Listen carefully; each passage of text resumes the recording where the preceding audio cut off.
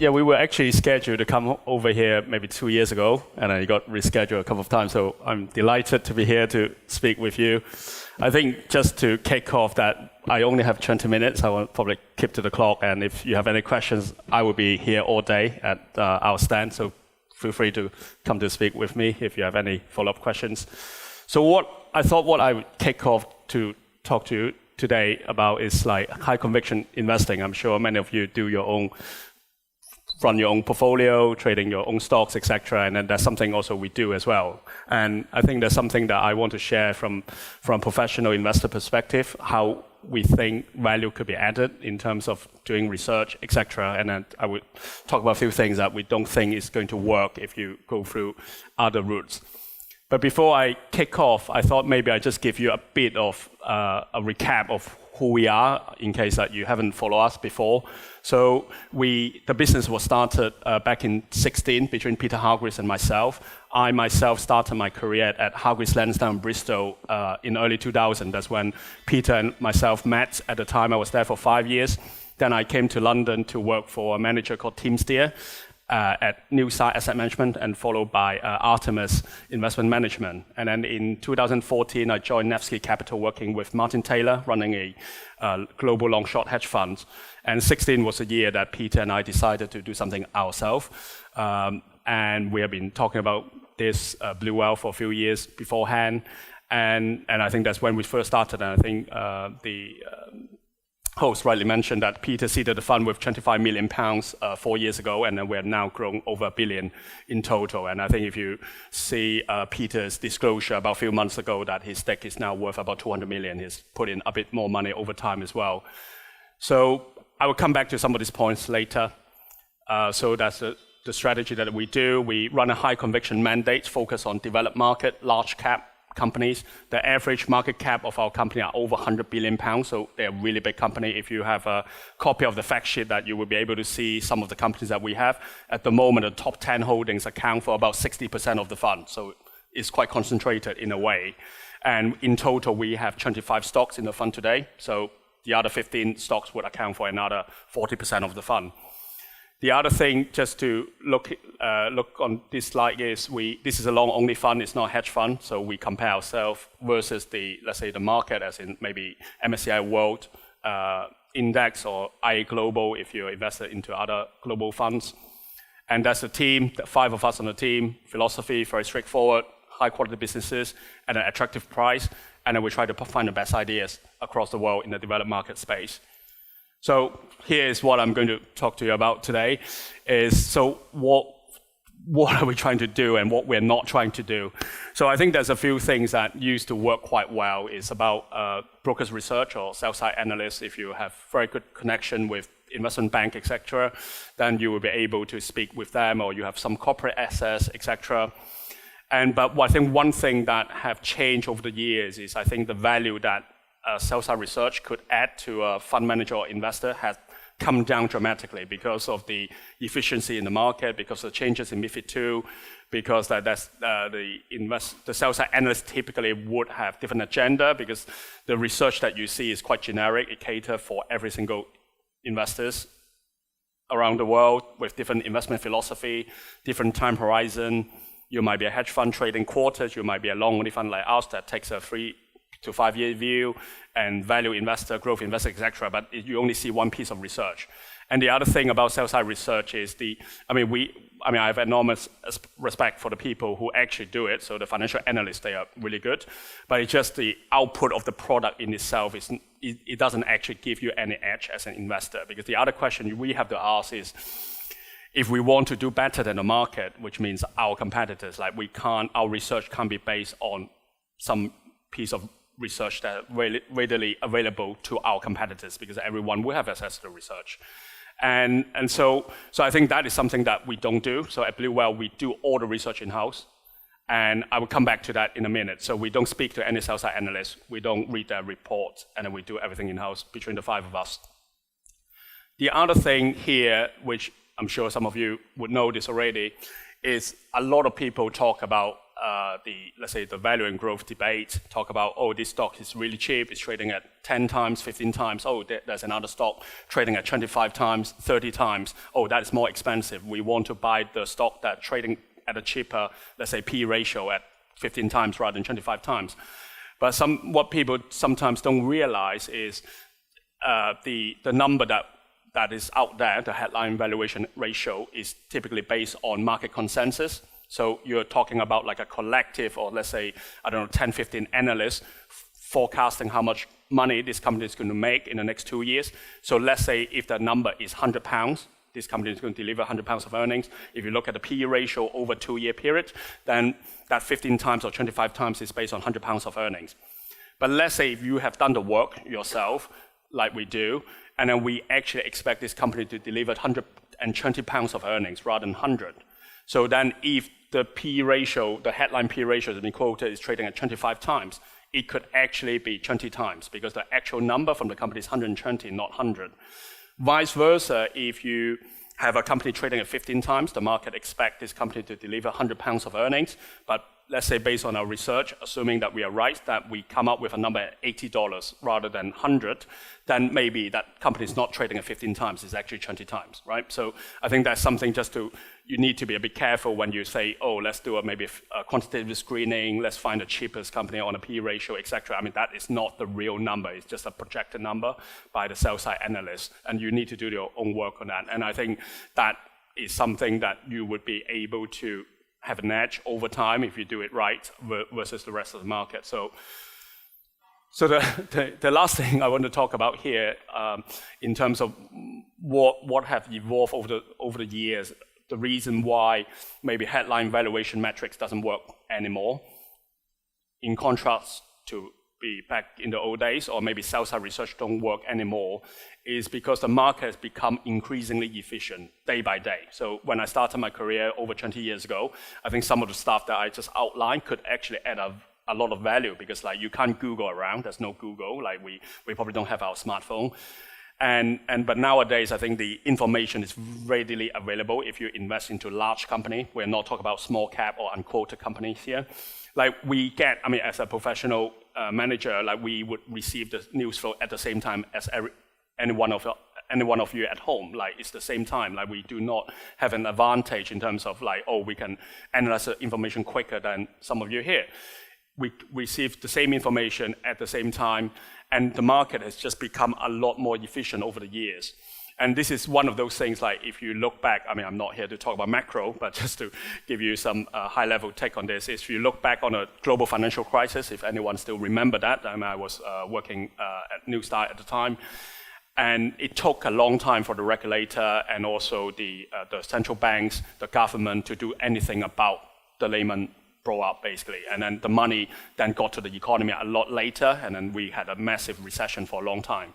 And if you recall what happened about 2 years ago when we had the pandemic, which led to a recession, a lot of effort has been much more coordinated in a very speedy manner, like a lot of money. I mean, the government just churned out so much money, just give everyone a paycheck.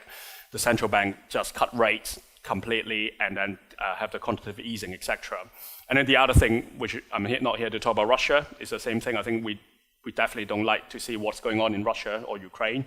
But I think if you follow what's going on, the uncoordinated effort by the Western companies to sanction, to make Russia to turn Russia into a third world country has been very fast. Like there's no committee meeting to say, oh, what we should do about this. And so hopefully with all this effort by different parties, that maybe the crisis or conflict could end a bit sooner.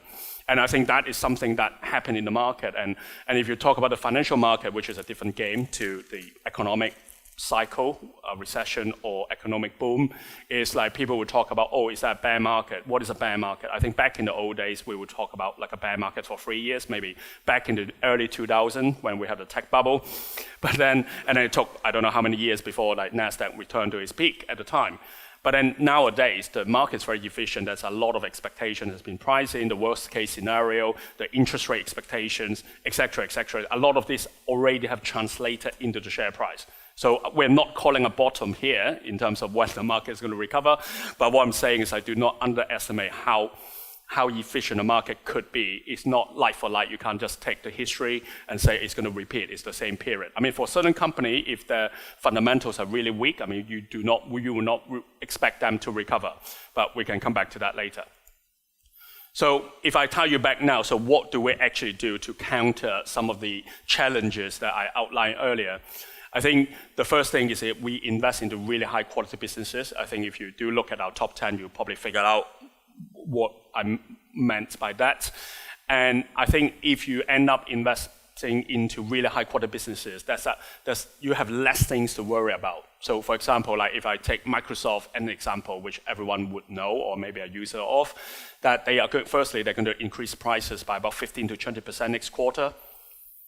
If you are Office 365 subscribers, which most businesses would be, that there's no way to get out of this loop here. Like you have to pay it, otherwise you have to change your entire like Office system, like the Outlook, the Excel, the spreadsheet, the Teams, if you use that.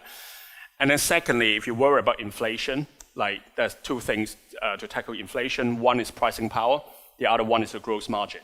So you have a different spectrum of pricing power. You would have Microsoft can raise prices by 15 to 20%, but then you have like consumer staples company like Unilever raise price by 3 to 4%. So spectrum's different. But how is that translate into earnings is the gross margin. If you have a low gross margin business, which means the majority of your revenue line are going to pay to external suppliers, then even you have the price increases, it's not going to be enough to offset that. So for example, the FTSE 100 companies combined on an aggregated basis, the gross margin is about 30%. So 70% of the revenue from the FTSE 100 companies combined is external, like they don't actually own it. So the gross margin is very low. For Unilever, for the world stock market, for Amazon, it's about 40%. So still 60% of that is external that you don't control. But for the likes of Microsoft, it's 70%. So only 30% of the revenue line is paid to external suppliers. And then you have the significant pricing power, 15 to 20%. So what you would expect under inflationary scenario is like Microsoft margin could actually expand. In contrast to consumer staples company, which I'm sure many of you follow, that they have, even though that they manage to raise prices, but their margin are actually coming down over the next few years. So I think that's very important to go into really high quality businesses that over time, some of this issue they would be able to resolve, and at the same time is subscription, recurring revenue stream, not much exposure to Russia and all this conflict, etc. So I think that is how you think about, like, if you are into high quality businesses, that's less things for you to worry about, which is what we're trying to do. The other, and this is how we go about doing the research to come to that conclusion is, I already mentioned that we don't use any broker's research. There are 5 of us on the team. We just go through all the primary sources that's readily available to us and to yourself as well, and then just try to formulate a good conclusion. And I have given this example before, if you heard this before, that like typically I think in a professional environment that it is quite typical that you might have only 2 people working, like being a fund manager or maybe a fund manager with an analyst covering quite a few stocks. Let's say 75 stocks in total between the 2 individuals, which I did before in my previous career. But then what you ended up with is you don't have enough time to do your research. So if you do a bit of a calculation, let's say each one of us, the 2 of us, work 10 hours a day. We cover 75 stocks in the fund invested. And then on average, we will end up spending about 5 hours per month per holding. That's how much time we have between the 2 of us, just looking at the 75 stocks. So there's no time to come to a master investor show to talk to you about what we do. And that is how much you have. So what happened when you only have 5 hours? Like you read the annual report, which we do. The same, you speak with the management team, which we do. You read, and then you ended up being quite dependent to brokers' research because you don't have the time to do the nitty-gritty. You don't have time to read 5 annual report. And what we have at Blue Whale, which is when we first started, there were 4 of us on the investment team. Now we have grown a bit bigger, now 5 of us. We cover on average about 25 stocks in the fund. 5 of us, 10 hours a day. On average, we could spend about 40 hours per holding per month. So what is the difference between 40 hours versus 5 hours? It's just we managed to do a lot more of this. If people say, oh, we read the same annual report, we just managed to read a few more than our competitors, and I think that's how you get to the understanding. So if you then try to translate what I just outlined to maybe your personal perspective is how many stocks should an individual cover? Like if you think about, like we have 25 stocks in the fund, 5 of us, on average we cover 5 stocks. That's it. Like we don't cover 15, we don't cover like 10 or 20 stocks. So if you have to ask yourself, like if you ended up with, I don't know, more than 5 stocks in your own personal portfolio, like have you actually managed to spend enough time to do it? I mean, obviously, I mean, you could easily invest into other fund managers or the ETF, the different markets or indices, etc. But then I think if you're talking about stocks, which is something very specific, that I think the work that's required to go behind the scene is a lot more than you think. And even for professional managers like us, I mean, we are doing 5 per person on the team, and then that's how we get a conviction. I probably don't have time to go through some of this here, but I mean, I already outlined that if you use Microsoft as a proxy, being a very high quality businesses, then there's just less things to worry about. Like they have very strong competitive positioning. There's no competitor in their space that's worth to consider, or that can disrupt their business. And then the other thing is that if you look at the earnings growth trajectory for Microsoft, which I got a chart here, you can't see this, but if you come to my stand, I will probably show it to you. So there's this chart here, you see 2 lines. One is the red line, one is the blue line, right? And what you have here is since October 2020, the red line is the share price. So the share price of Microsoft has gone down about 15% over the last 3 months. But what we really focus on from Blue Whale perspective, and what I'm trying to outline here, is the blue line. The blue line is the consensus forecast for Microsoft earnings 2 years from today. So you can use that as a proxy in terms of the earnings growth trajectory for Microsoft. So if you believe this blue line is going to continue to go up or not being impaired, then you could argue that the share price has made the share price reset has made the valuation cheaper. Right, depending on your time horizon, can it become even more cheaper? It could, but it's definitely cheaper than before. In contrast, I just give this example as well. I recently talked about this in some interviews, that this is the same chart, but for a different company called Peloton. If you follow this home bike company that costs you about $2,000 or £2,000, that when we have the lockdown, you can't go to the gym, you sit at home and then you cycle, and you need to pay them a subscription fee as well. The same period since October 2020, the share price has gone down by 80%, and then the blue line has equally gone down about 60% as well. And then if you look at how much cash they have burnt over the last 12 months, they have burnt over $2 billion in the last 12 months to December.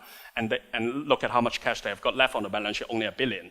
And hence it was rumored that maybe Amazon or Nike are going to acquire them. And recently, if you follow what happened to Peloton, is they have extended the trial period from 30 days to 120 days. So you can actually try out the bike for 120 days before you refund, if you decide to. And then secondly, they have also now reconsidering whether they need to sell, whether they want to sell a bike for $2,000. Maybe they should just make it a subscription. But they're quite desperate in a way that basically the business model is broken. So I think that is all these things that you want to avoid, and this is what we have got on here. And obviously, Microsoft has a very strong balance sheet. Like they recently spent about $70 billion to acquire Activision. I mean, you would think like that's quite a lot of money. Maybe it's expensive acquisition, but then that $70 has been set on Microsoft balance sheet doing nothing for shareholders. Its earnings accretive, etc., etc. The other thing, which I probably don't have time to go into too much details, is like how do you then go into valuation? I think the one thing that we do for every company that we have in the fund, we would construct a unique financial model. So we will make forecasts in terms of how much money this company is going to make in the next 3 to 5 years, which I just outlined, that we don't use the consensus number. We try to come up with our own numbers. And how you can then use translate the numbers as a proxy, that whether we have a differentiated angle versus the market. That's very important, because like you can't invest into shares that everyone knows what this company is going to deliver in the next 3 to 5 years, and there's no differentiated angle, and then you can't outperform the market because the market is efficient. So I think doing your own forecast, and then if you can then use the market as a proxy to say, oh, the market expects this company is going to make $100, we're going to expect 120. If we are right, then that's a differentiated angle. Obviously, then you need to go into the nitty-gritty in terms of whether the assumption is coming differently versus the market, etc. And I'll give you one example. If I have time, let me just check. Okay, I don't have time for the example, so come to see me later. But I think valuation is important. The other thing is we look at free cash flow yield adjusted for debt. So that is the one valuation metrics that is very important over 5 years. And then the turnover is very straightforward, like any deterioration in fundamentals, we would exit. Valuation less attractive, we're trying to find something more attractive. We only invest into about 25 to 35 companies. The universe is about 100, and so if there's a better opportunity to come, we want to go into that. That's the performance. I'm sure you can find this on the website as well. That's what we have done over the last 4 years, different calendar year basis.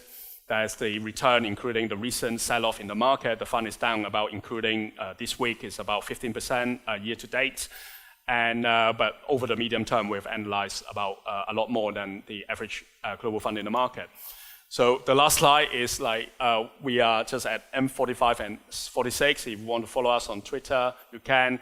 We have a price draw today. If you want to scan this QR code or you want to scan that at our stand, you're welcome to.